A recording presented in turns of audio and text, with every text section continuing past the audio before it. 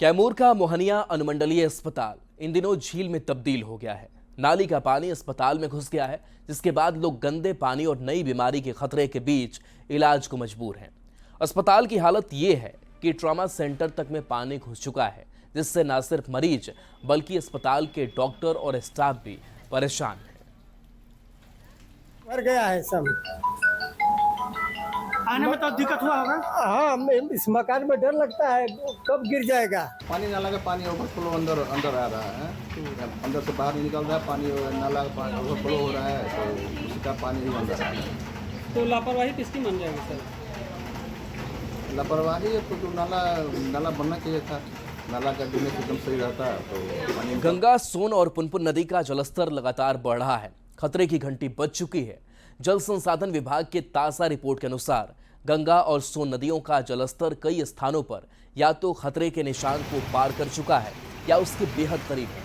इस स्थिति ने प्रशासन की चिंता बढ़ा दी है और लोगों से सतर्क रहने की अपील की गई है।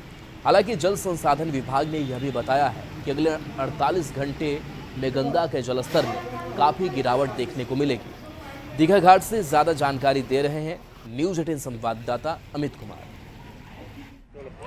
बिहार से होकर के गुजरने वाली नदियां जो है वो उफान पे है। चाहे बात गंगा की कर ले या सोन की कर ले या पुनपुन की कर ले, फल्गु की कर ले, तो तमाम जो नदी हैं उसका जलस्तर जो है वो बढ़ा हुआ है और इसके कारण से पटना और आसपास के जो इलाके हैं वहाँ पे बाढ़ का खतरा जो है वो मंडराने लगा है।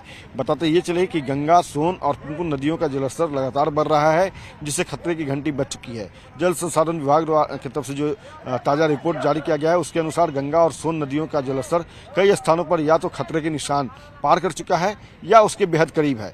ऐसी स्थिति में प्रशासन की चिंता जो है वो बढ़ी हुई है और लोगों से सतर्क रहने की अपील जो है वो लगातार जिला प्रशासन कर रहा है। पटना के अगर हम आसपास के घाटों की बात कर ले तो कुर्जी से लेकर के पटना सिटी तक प्रोटेक्शन वॉल तक पानी जो है वो टच करने लगा है, जिस वजह से शहरी क्षेत्र के लोग जो है वो बाढ़ को लेकर के चिंतित है। यहाँ पे जलस्तर जो है 50.42 मीटर जो है वो पहुंच चुका है और ये खतरे के निशान से 3 सेंटीमीटर महज जो है वो नीचे है। तो कह सकते हैं कि यहाँ पे देखिए जो गंगा का लेवल मापने को लेकर के जो मीटर भी बनाया गया है वो बता रहा है कि खतरे के निशान से महज 3 सेंटीमीटर जो है वो गंगा भी नीचे हुई है।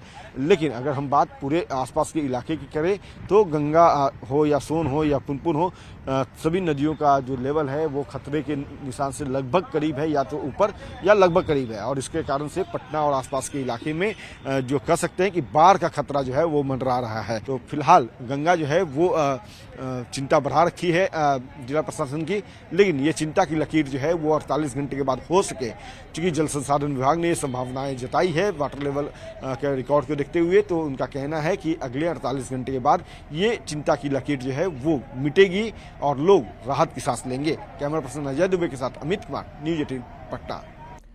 भागलपुर में बाढ़ से 6.5 लाख से ज्यादा की आबादी प्रभावित हो चुकी है। 12 प्रखंड के 85 पंचायत बाढ़ से प्रभावित है। बाढ़ प्रभावितों के लिए सरकार की ओर से 186 सामुदायिक किचन चलाए जा रहे हैं, जिसमें 7 लाख से ज्यादा लोगों को खाना खिलाया जा रहा है। पॉलिटेक्निक कॉलेज के ग्राउंड में भी बाढ़ राहत केंद्र बनाया गया है। लोगों ने व्यवस्थाओं के लिए सरकार को धन्यवाद दिया है।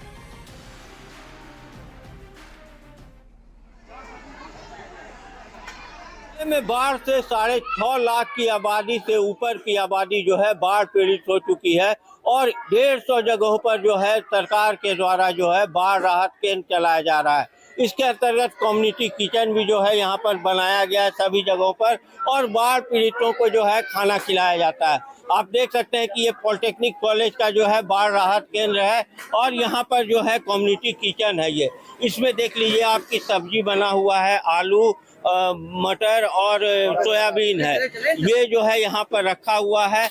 चावल बन रहा है, दाल बन रहा है और लगातार जो है बाढ़ पीड़ितों को यहाँ पर खाना खिलाने का काम किया जा रहा है। अधिकारी लगातार जो है इसकी मॉनिटरिंग कर रहे हैं। अधिकारी हैं, हम बात करते हैं। सर, क्या क्या खाना दिया जाता है, कितने लोगों को? लगभग 1200 लोग को दिन में, चूँकि दिन में बहुत सारे लोग अन्य जैसे मवेशी को लेकर चले जाते हैं फील्ड में, तो वो लोग नहीं भी खाते हैं। और रात में 1300-1400 आदमी। 1300। खाना का मेनू क्या है? खाना का मेन्यू चावल, दाल और आलू और उसके साथ में कोई एक सब्जी मिक्स करके वो बदल बदल के हम लोग देते हैं। कभी आलू सोयाबीन, कभी आलू चना सोयाबीन, कभी आलू और पटल, इस तरह करके हम लोग बदल। सब चीज ठीक है। ठीक है, बढ़िया व्यवस्था है, सब बढ़िया। बढ़िया व्यवस्था है। क्या नाम है? महेंद्र मंडल। और भी कुछ बाढ़ पीड़ित हैं, किस तरह से खाना उना मिल रहा है यहाँ खाना पर? बढ़िया मिल रहा है, बढ़िया मिल टाइम रहा से है। खाना दे रहा है, हाँ? टाइम से खाना मिल टाइम रहा से खाना मिल रहा है। खाना अच्छा है, है, खाना अच्छा है, टेस्टी है। टेस्टी तो है। लगातार किचन काम करता रहता है और देर रात तक जो है खाना बाढ़ पीड़ितों को यहाँ पर खिलाया जा रहा है। इसी तरह 150 कैंप से ऊपर हैं, उनमें भी लगातार जो है जिला प्रशासन और सरकार की ओर से बाढ़ पीड़ितों को जो है मदद पहुँचाई जा रही है और खिलाया जा रहा है। आशीष रंजन, न्यूज 18 भागलपुर।